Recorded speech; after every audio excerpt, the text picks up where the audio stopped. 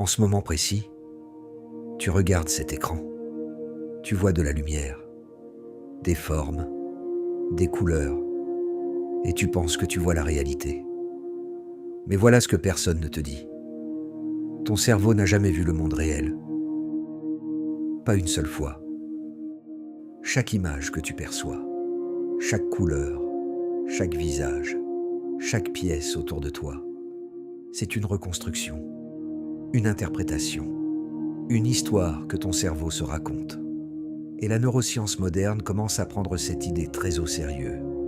Alors la vraie question, c'est celle-ci. Si ton cerveau construit ce que tu vois, est-ce que la réalité que tu perçois est vraiment réelle? Ton cerveau ne voit pas le monde.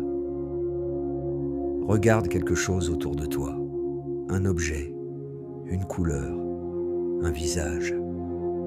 Tu crois voir cet objet directement, n'est-ce pas? Comme si tes yeux étaient des caméras. Comme si le monde s'imprimait directement dans ta tête. Mais ce n'est pas ce qui se passe. Tes yeux captent de la lumière, juste de la lumière, des photons qui rebondissent sur des surfaces. Et cette information remonte jusqu'à ton cerveau, sous forme de signaux électriques, des impulsions, des codes. Ton cerveau reçoit ces codes et les traduit. Il reconstruit une image, il invente les couleurs, il crée la profondeur, il fabrique l'espace que tu vois. Il y a une expérience classique. On appelle ça l'angle aveugle. Dans ton champ visuel, il existe un point où tu ne vois rien, un trou, une absence totale d'information. Et pourtant, tu ne le vois pas. Ton cerveau le remplit. Il invente quelque chose pour boucher le vide. Il complète la réalité à ta place.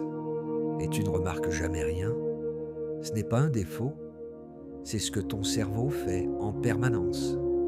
Il ne reçoit pas la réalité, il la reconstruit. Tu ne vois pas le réel, tu vois ce que ton cerveau te permet de voir. La réalité est filtrée.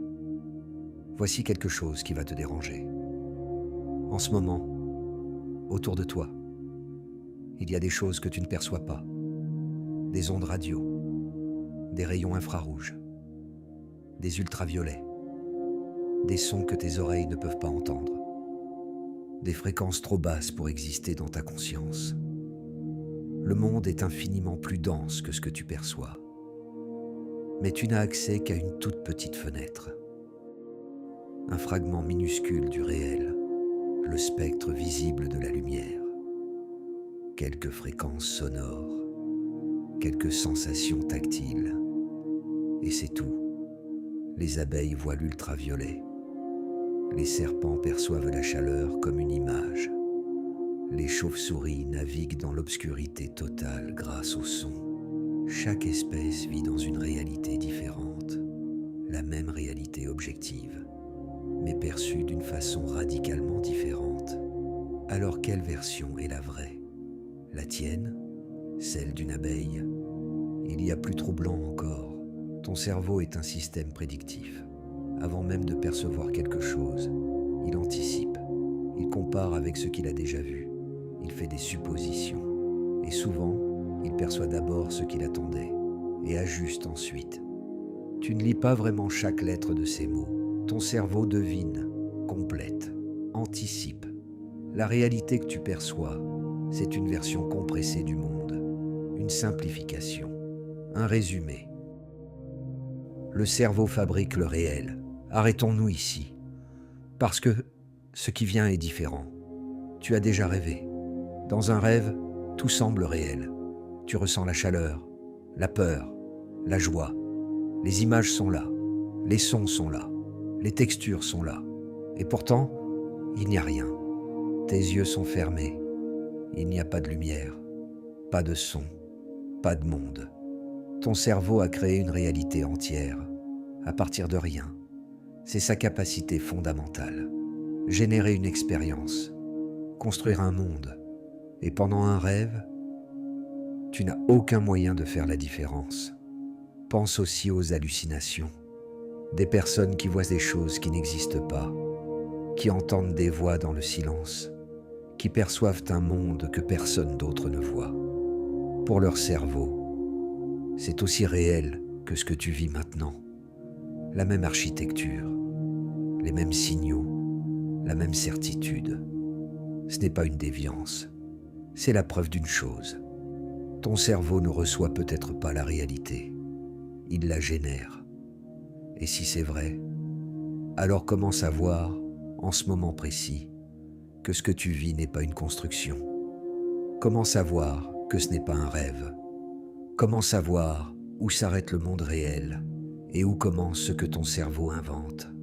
Laisse cette question respirer. Et si le monde n'était qu'une interface, il existe une idée dans les sciences cognitives, une idée sérieuse, défendue par des chercheurs. Elle dit que notre perception n'est pas une fenêtre sur le réel. Elle dit que c'est une interface, comme un écran d'ordinateur.